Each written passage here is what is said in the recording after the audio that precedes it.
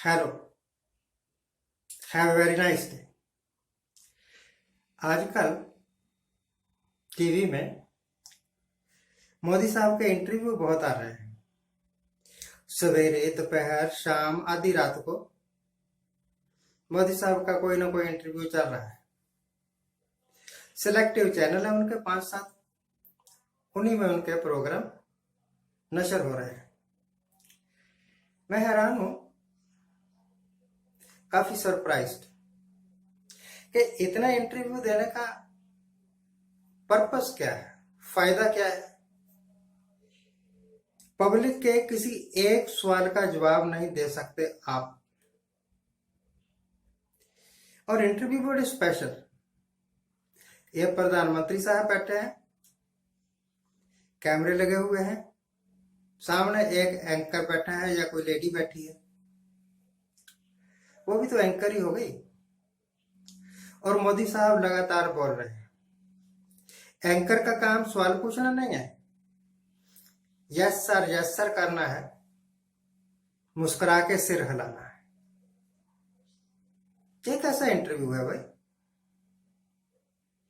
और चाहे 5 मिनट का इंटरव्यू हो, चाहे आधे घंटे का हो, चाहे इनकी सेटिस्फेक्शन नहीं होती, 2 घंटे भी बोल लेंगे तब भी अपने मतलब की बात नहीं कर सकेंगे। सिर्फ एक ही बात, इनके इंटरव्यू का सेंट्रल आइडिया सिर्फ एक, कांग्रेस ने ये नहीं किया, कांग्रेस ने वो नहीं किया। अरे भाई, कांग्रेस को गोली मारो छोड़ो, ये वो गोली नहीं कि चलाई और सामने वाला मर गया। गोली मारो एक मुहावरा है। अपनी बात करो ना। आपने जो कुछ कहा, क्या वो कर सके? आपने जो कुछ वायदे किए, क्या वो वायदे निभा सके? अगर आप अपने किए हुए कामों पर सेटिस्फाइड हैं,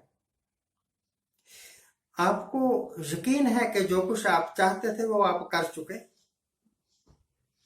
और आगे के लिए जो कुछ आप सोचते हो वो कर लोगे, तब कांग्रेस के नाम की माला जपने की क्या जरूरत है? आपने जिंदगी में जो द बेस्ट था वो कर लिया, और आपको किसी ने रोका भी नहीं। अब देखो ना, इन्होंने बिल पास करवाने थे 2-3, यह हकीकत है, अभी सामने हुई है हमारे। तो राज्यसभा में भी बिल पास होने नहीं थे। अब क्योंकि उपराष्ट्रपति इनका था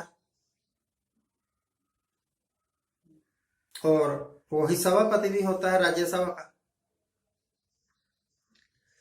तो इन्होंने एक चाल चली। इन्होंने ओपोजिशन के 150 जो एमपी थे ना, उनको बाहर निकाल दिया, सस्पेंड कर दिया, और बाकी जो एमपी बचे वो इनके ही थे, या कुछ ऐसे थे जो इनसे डरे हुए थे और पक्का यकीन था कि ये हमें वोट देंगे ही, और वो सारे बिल पास करवा लिए। कांग्रेस वाले तो बकवास करते हैं, झूठ बोलते हैं जब वो कहते हैं कि ये संविधान बदल देंगे, ये कर देंगे, वो कर देंगे। संविधान बदल चुके हैं, पार्लियामेंट के तौर तरीके बदल चुके हैं। आप पूरा इतिहास छान लो, देख लो, एग्जामिन कर लो।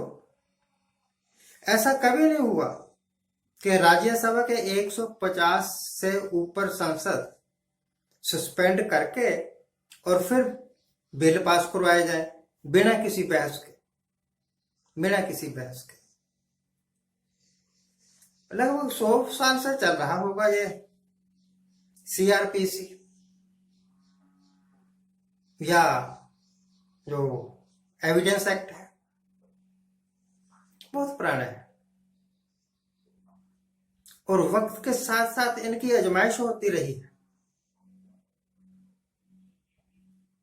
ये सीआरपीसी हिंदुस्तान में नहीं चलता, पाकिस्तान में भी चलता है, बांग्लादेश में भी चलता है, हर जगह चलता है। इन्होंने उन सारे कानूनों को खत्म कर देना है, पास करवा लिए हुए हैं, लागू ही करना है। पहले क्रिमिनल प्रोसीजर कोड था, अब इन्होंने हिंदी में उनकी पता नहीं कौन सी आचार संहिता नाम रख दिया, बड़े कठिन कठिन नाम रखे हैं। और जितने सख्त पहले कानून से, उनसे ज्यादा खतरनाक कानून अब आ गए। कानून अपनी मर्जी के बना रहे हैं, एविडेंस एक्ट अपनी मर्जी के बना रहे हैं, सीआरपीसी अपनी मर्जी का बना रहे हैं, और वो पार्लियामेंट में पास भी करवा लिए, अब लागू ही करना है। तो आप मुझे बताइए, संविधान बदलने की बात कहां रह गई? सब कुछ तो बदल ही दिया। संविधान कहता है कि कश्मीर की एग्जांपल ले लेता हूं, कश्मीर की असेंबली से यह प्रस्ताव पास होना था पहले कि कश्मीर से धारा 370 हटाई जाए, और फिर उसको गवर्नर ने पास करना था, फिर राष्ट्रपति के पास आना था, फिर पार्लियामेंट में जाना था, तब पार्लियामेंट डिसीजन लेता कि 370 हटाई जाए या ना हटाई जाए। तो इन्होंने एक बाईपास सर्जरी का रास्ता अपनाया। बाईपास सर्जरी, उस रास्ते से जाना ही नहीं जिस रास्ते में खतरा हो।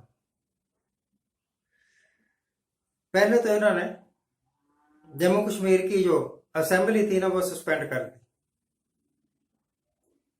वहां कर्फ्यू लगा लिया, सारा कुछ हो गया। फिर अमित शाह ने एक दिन आके अनाउंस कर दिया कि धारा 370 हटा दिया हमने, आउट ऑफ वे जाके।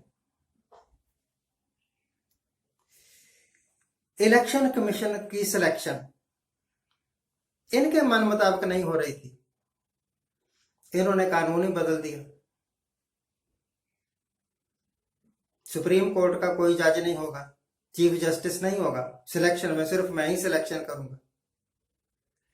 अपनी मर्जी के आप कानून बना रहे हो, अपनी मर्जी के जो आपको माफक है ऐसे बंदे रख रहे हो इलेक्शन कमीशन में या हर जगह, चाहे वो ईडी हो, सीबीआई हो, कुछ भी हो, इनकी पसंद का स्टाफ है सारा।